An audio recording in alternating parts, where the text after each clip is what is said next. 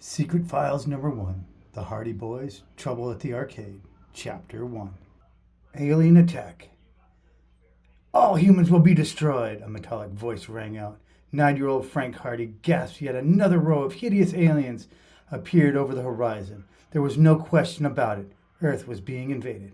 Ha! He shouted as the dark hair fell in his eyes and he dodged a laser blast by doing a somersault through the air. And then he ducked around a huge pile of rocks. Oh no, there were more aliens behind the rock pile. And these were even worse. They were spitting horrible blue goo. Blurp. A wad of goo came flying at Frank. He jumped up and did a flip midair to avoid the goo. Then he did a karate kick at a rock and smashed it down on the aliens. Splat! Blue glue spluttered everywhere. Gotcha, Frank cried. Frank, are you up there? For a second he thought one of the aliens was calling him. Then he realized it wasn't an alien. It was his mother. He blinked and looked up from the video game console. Blarp all over the screen. The aliens were still coming. A few seconds later, a big glob of goo took over the screen, and the two words appeared. Game over.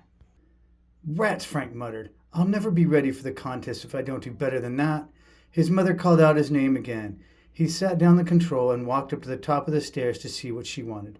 Oh, there you are, Miss Hardy was holding a large spoon in one hand and a book in the other. She was a librarian and almost always had a book with her. It's Joe's turn to set the dinner table, she said, but I can't find him anywhere. Have you seen him?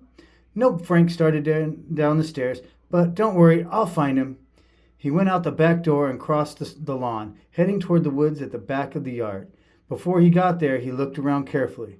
There were hedges on both sides, so that none of the neighbors could see. The sound of hammering was coming from the spare room over the garage.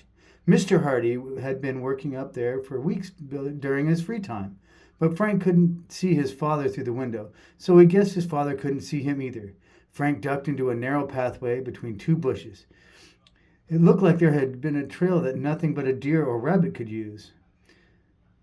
But it actually led straight to the treehouse. Frank and his younger brother Joe helped their parents build it in the woods. No one except the two of them and their parents knew the treehouse was there. The treehouse was halfway up a huge old maple tree.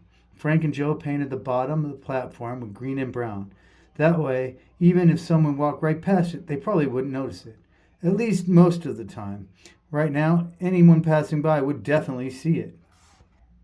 That was because Joe had let the ladder down, hanging down. The ladder was made up out of rope and planks. It had a pulley system so the boys could keep rolled up out of sight whether they were in the treehouse or not. Frank grabbed the ladder, started to climb up. Soon he peered into the treehouse, and there was one big room inside.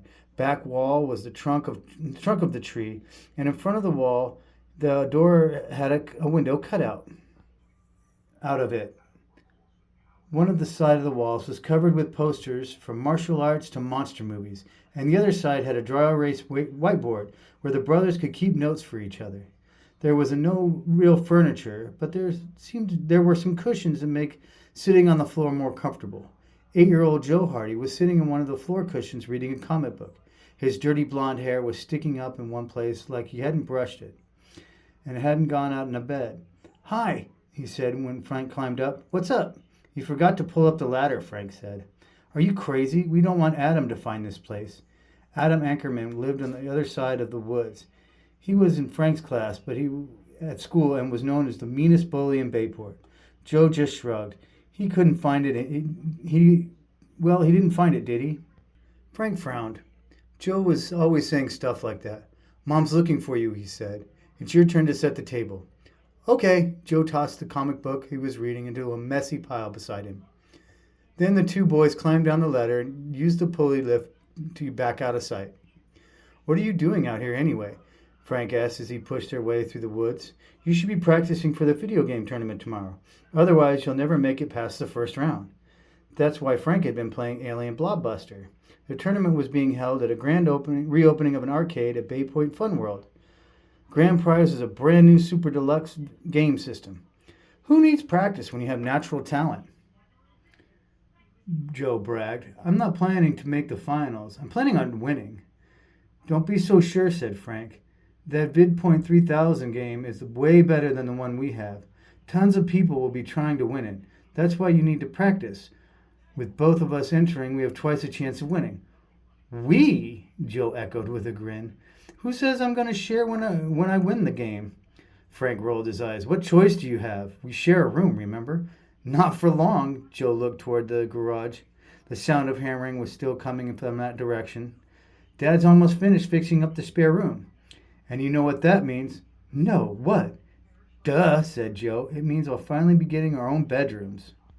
Frank cast a dubious look over to the garage.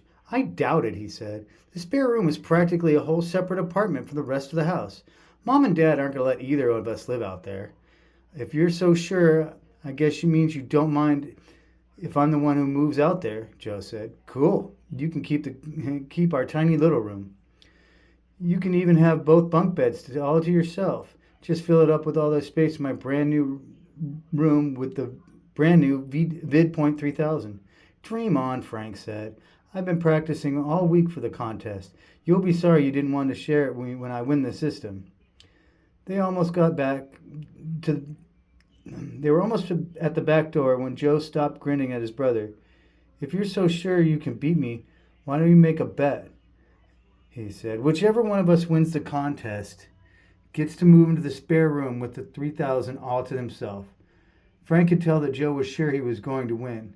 That made him kind of mad. You're on, he said. It's a bet.